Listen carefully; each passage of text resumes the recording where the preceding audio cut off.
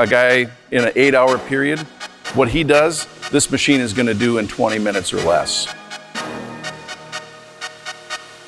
John's gonna grab those, set those ones right on the pallet, grab his next couple pieces and keep feeding the beast. You can see with the way John is running this machine that truly how simple and easy it is for one person to produce a large amount of production in a short amount of time. Giving him more opportunity to do stuff that's probably more profitable within the shop. All right, John, let's take a look at how we did.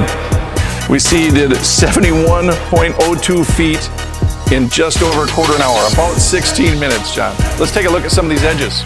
Granite, quartz, marble, Decton, you name it, run the material through it, drop dead finish.